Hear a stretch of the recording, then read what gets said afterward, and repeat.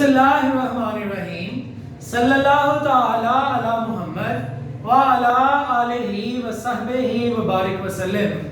Students, Aftab Ali आपसे मुखातिब हूँ। हम लोगों ने इन्वेंट्री लेवल जो है BCom part 2 cost accounting written by Suhail Afzal chapter number 8 वो स्टार्ट किया हुआ। तो जनाब इन्वेंट्री लेवल का ही आज हमारा क्वेश्चन नंबर 32 है। अगर आपको लगे कि प्रीवियस लेक्चर में तो सर ने जो है वो कोई और क्वेश्चन करवाया और आज 2-3 क्वेश्चन के गैप के बाद ये करवा रहे हैं, तो वो गैप इसलिए है कि वो आपका होमवर्क है।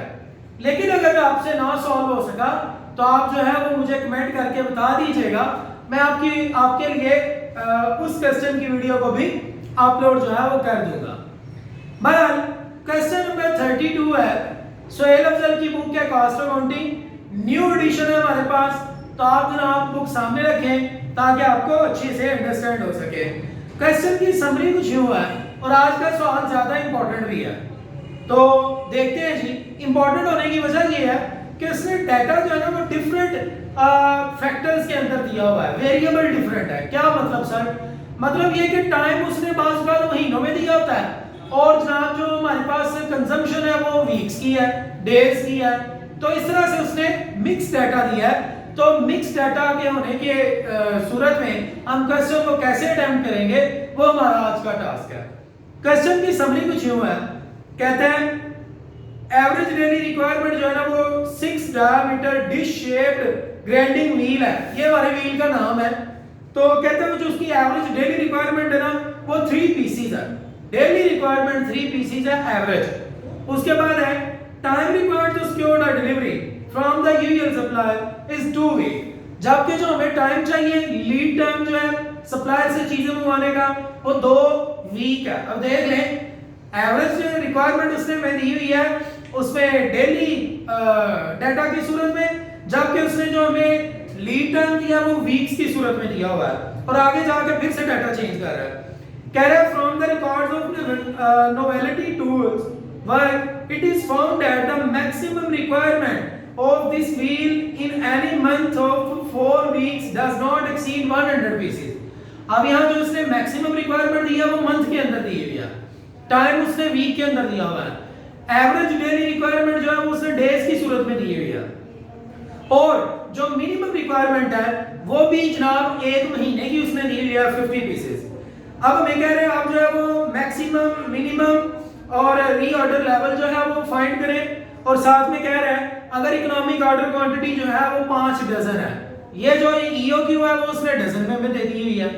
मजीद थोड़ी सी बात को आगे बढ़ाएं तो जो कहता है 2 days sufficient for the receiving emergency supply, और जो डेंजर है हमारा लेवल वो फाइंड करने के लिए उसने 2 days हमें टाइम दिया हुआ है। तो 4 चीजें स्टूडेंट्स हमने फाइंड करनी है। चीजों तो चारों ही पुरानी है, लेकिन यहाँ पर जो है वो डाटा जो है वो उसने थोड़ा सा अजीब सा दिया था। तो सबसे पहले हम फाइंड करने जा रहे हैं क्वेश्चन नंबर 32 और उसकी जो चीज हम फाइंड करने जा रहे हैं वो हम फाइंड करने जा रहे हैं जी ऑर्डर लेवल। नजर आ रहा है भाई? ऑर्डर लेवल या रीऑर्डर लेवल भी इसको कहते हैं।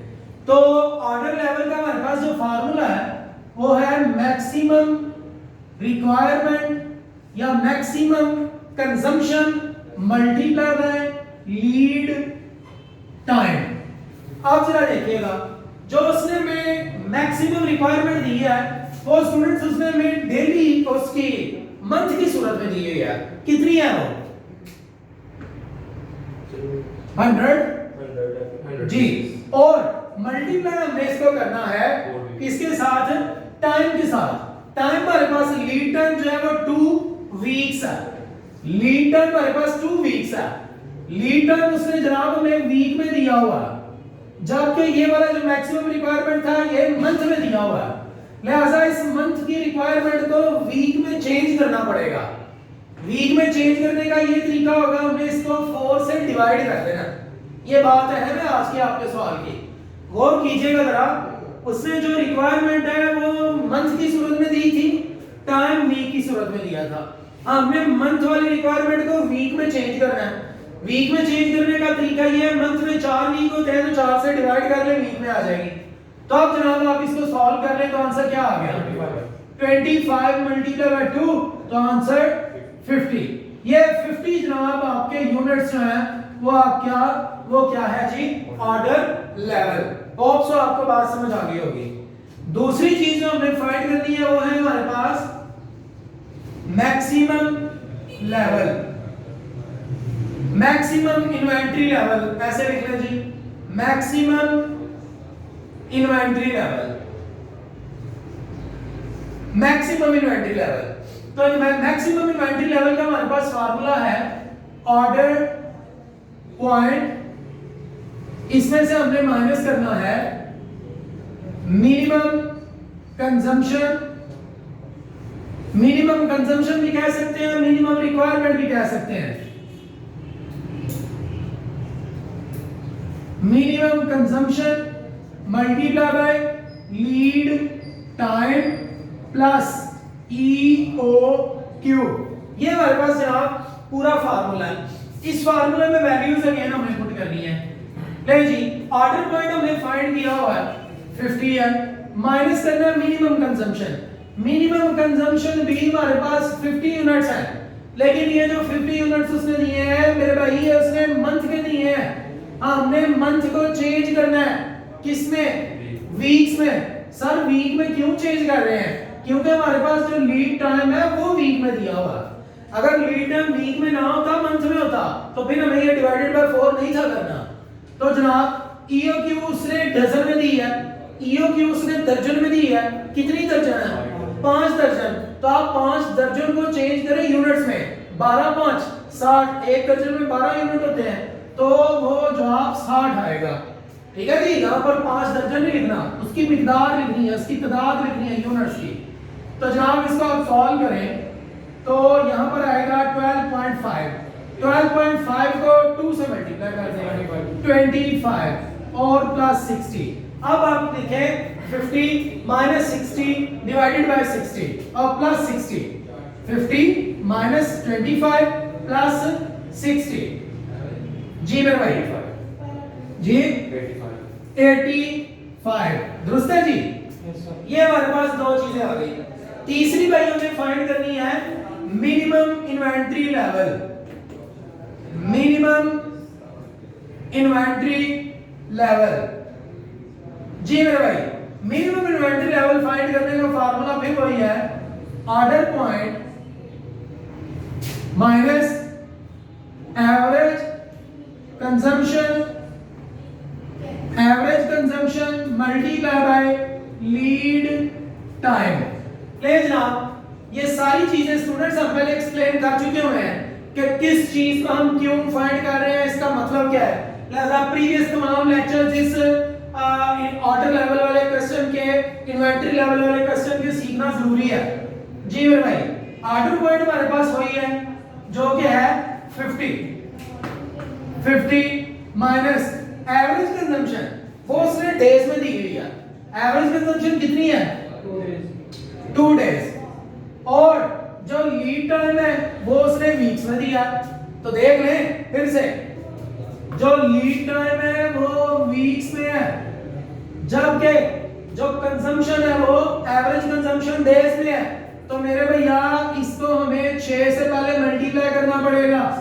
सर हम इसको 6 से मल्टीप्लाई क्यों कर रहे हैं, हम इसको 6 से मल्टीप्लाई इसलिए कर रहे हैं जी 2 ही है, 3 पीसीज है बल्कि 2 भी नहीं है। ये जनाब जरा दुरुस्त कर ले, बच्चों ने डाटा जो है वो दुरुस्त नहीं लिखवाया।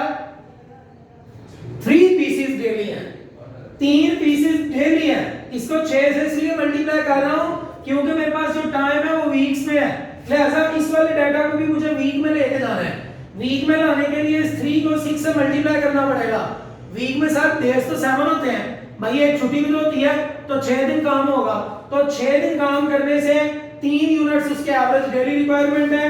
6 3 18, 18 यहां जवाब आएगा, उस 18 को आपने 2 से मल्टीप्लाई करना है 36। तो 50 माइनस 36 तो आंसर क्या आ गया 14। ले जी ये हमारे पास 3 रिक्वायरमेंट पूरी हो गई। आपने स्टूडेंट्स ख्याल ये रखना है जैसा लीड टाइम होगा वैसा ही डाटा इधर चाहिए। लीड टाइम वीक में है, डाटा उसने डेज में दिया था, हमने उस डेज वाले डाटा को 6 से मल्टीप्लाई करके वीक में ले आए। ऊपर वाले से उस सवाल में जरा गौर करें, ऊपर वाले पॉइंट में उसने हमें डाटा लीड टाइम वीक्स में दिया था, डाटा मंथ में दिया था, तो हमने 4 से डिवाइड करके उसको भी वीक में ले आए। इसी तरह हमने आगे भी चलना है। लेकिन लास्ट चीज जो अब हम फाइंड करने जा रहे हैं वो हमारे पास है डेंजर लेवल। डेंजर लेवल जी, डेंजर लेवल का वही हमारे पास फार्मूला होता है average requirement multiply by emergency lead time. जी हमारे पास एवरेज रिक्वायरमेंट जो है वो 3 पीसीस ही हैं। 3 पीसीस हमारे पास एवरेज रिक्वायरमेंट है, इसको हमने मल्टीप्लाई करना है इमरजेंसी लीड टाइम से, और इमरजेंसी लीड टाइम उसने नीचे बताया हुआ है कितना है 2 डेज। तो आंसर में भाई क्या आ गया 6। लेकिन 6 आंसर है। तो ये हमारा क्वेश्चन यहाँ कंप्लीट है। फार्मूला सारा पुराना ही था, सिर्फ आज नया क्या था, नया ये था कि जनाब किस तरह से अगर डाटा जो है वो डिफरेंट चीजों के अंदर दिया हो तो हमने इसको सेम बनाना है। आने वाला सवाल फिर से इंपॉर्टेंट होगा, उसमें भी कुछ ऐसी ही चीजें डिस्कस की गई हैं। कीप वॉचिंग आफ्ताब बताइए ऑफिशियल।